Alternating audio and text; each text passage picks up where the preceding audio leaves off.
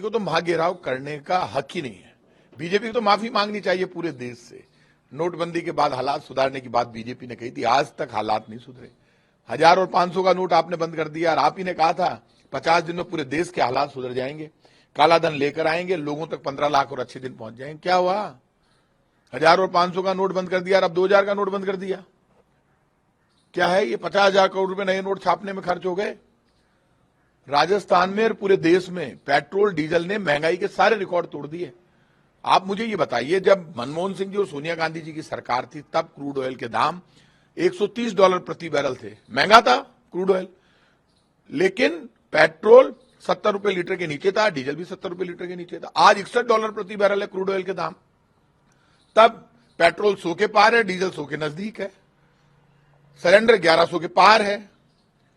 50 रुपए से ज्यादा आप टैक्स ले रहे हो। राजस्थान में पेट्रोल डीजल पर टैक्स उतना ही है जितना 2014 में वसुंधरा जी की सरकार के टाइम पर बीजेपी वसूल करती थी स्टेट का टैक्स। हमने टैक्स नहीं बढ़ाया, टैक्स केंद्र की सरकार ने बढ़ाया है। भ्रष्टाचार की बात करते हो, अपना काम तो बताओ, कौन सा भ्रष्टाचार? अभी विधानसभा हुई थी, आप टेबल करते सारे आरोप। किसने मना किया? कोई मना नहीं कर रहा है। बीजेपी के पास भीड़ नहीं है, इसलिए बीजेपी घेराव की बात कर रही है। 500 उधर कर देगी, 500 उधर। अच्छा आप बताइए, पुलिस से टकराव, पुलिस के जाके वर्दी फाड़ते हैं, झगड़ा करते हैं। आप भीड़ इकट्ठी करो ना विद्याधर नगर में, जयपुर के बाहर, अमरूदों के बाग में करो। जयपुर की पब्लिक को क्यों परेशान कर रहे हो? पूरा रास्ता जाम हो जाते हैं, पब्लिक को परेशान करते हैं। ये क्या नाटकबाजी है? बीजेपी के लोगों के पास मुद्दा ही नहीं है। बीजेपी के बड़े बड़े नेता आते हैं, राजस्थान की सरकार के काम के ऊपर बोलते हैं, खुद का केंद्र की भाजपा सरकार का काम नहीं बताते। 25 एमपी बीजेपी के जीत कर गए। ये बीजेपी के झूठ के जनरेटर नेता, वो 25 एमपी कहां पर है? कहां है इनके आदर्श गांव 25 एमपी बनाने वाले थे? क्या हुआ 2 करोड़ बच्चों को रोजगार देने का? क्या चाहते हो बीजेपी के लोगों? सत्य, संकल्प और धर्म क्या है? जो आप कहो वो करके दिखाओ, वही तो धर्म है। आप तो धर्म मानते ही नहीं हो, सच्चाई के रास्ते पर चलते नहीं हो।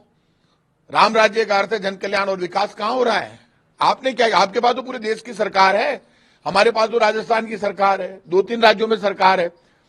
लेकिन राजस्थान में 100 यूनिट तक बिजली फ्री है, 200 यूनिट तक बिजली पर टैक्स नहीं लगता, 2000 यूनिट तक किसान की बिजली फ्री है। बच्चे एग्जाम देने जाते हैं तो बच्चे फ्री में रोडवेज की बस में जाते हैं।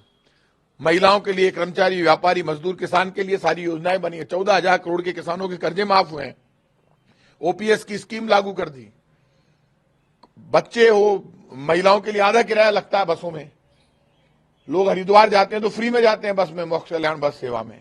हमारी तरफ से काम की कमी नहीं है। इलाज फ्री है, जांच फ्री है, 25 लाख तक का इलाज प्राइवेट अस्पताल में फ्री है, सरकारी अस्पताल में सब कुछ फ्री है।